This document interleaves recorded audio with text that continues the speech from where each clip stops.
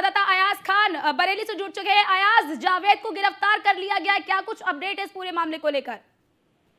जी, बरेली में जावेद ने जो बदायूं का दूसरा हत्या का आरोपी था, उसने बरेली में सरेंडर किया है। लोगों के बीच में जाकर के कहा उसने कि मुझे पुलिस के पास ले चलो और मैं सरेंडर होना चाहता हूं और मैंने कोई दोष नहीं किया है, मैं बेकसूर हूं, मुझे फंसाया जा रहा है। तो कहीं ना कहीं पूरी तरीके से वो पुलिस के पास पहुंचा और अपने आप को बेकसूर बताते हुए उसने पुलिस सरेंडर किया।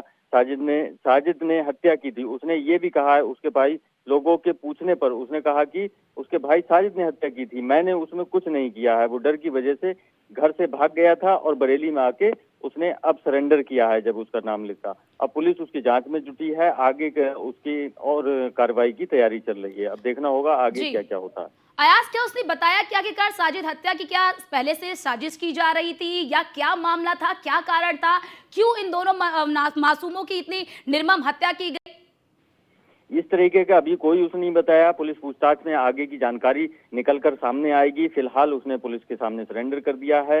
अब आगे पुलिस पूछताछ करेगी, उसमें देखते हैं क्या क्या सामने निकल के आ पाता है। जी अयाज, क्योंकि क्या देखा जाए कि इससे पहले साजिद को किस तरह से पुलिस ने मुठभेड़ में ढेर कर दिया था और जावेद की भी बड़े ही तेज तरीके से तलाशी की जा रही थी। क्या डर के इसने आकर सरेंडर करने की कोशिश की, हालांकि पुलिस ने पहले गिरफ्तार कर लिया इसे? जी, पुलिस की बड़ी कार्रवाई इस पे की थी कि 25,000 का इनाम घोषित कर दिया था, इसलिए और ये परेशान फिर रहा था जावेद। लगातार कभी ऑटो में बैठ के, कभी कहीं, ये स्थानीय लोगों ने बताया कि ऑटो में बैठ के ये आया और वहां पे कुछ लोग खड़े थे। उसने थाने के लिए चलने के लिए कहा कि मैं पुलिस से सरेंडर करना चाहता हूं। वहां लोग उसके साथ लेके पहुंचे, उन्होंने कहा यही जावेद है, तो वो उस पुलिस के सामने उसने सरेंडर किया। अब अयाज, ये अब भाग आगे के गया कहाँ था? क्या बताया कि जब उस दिन ये पूरा हत्याकांड हुआ इसके बाद ये भाग के गया कहाँ, किसके यहाँ ठहरा था?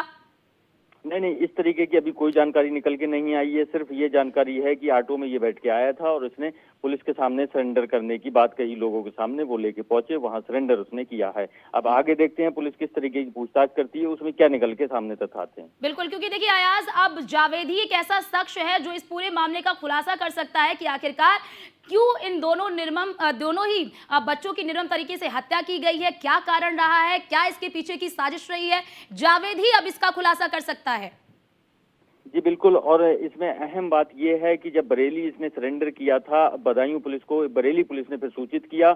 बदायूं पुलिस आ करके जावेद को बदायूं ले जा चुकी है। यहाँ से बड़ी खबर हमारे पास ये है, ले जा चुकी है बदायूं। अब वहां पे पूछताछ जिसकी होगी, आगे किस तरीके के क्या क्या कहता है, क्या उगलता है, क्या वजह रही हत्या की, वो सब तथ्य सामने आएंगे। अब फिलहाल बरेली से बदायूं पुलिस ले जा चुकी है बदायूं को, जावेद को। जी बहुत बहुत शुक्रिया आपका तमाम जानकारी साझा करने के लिए।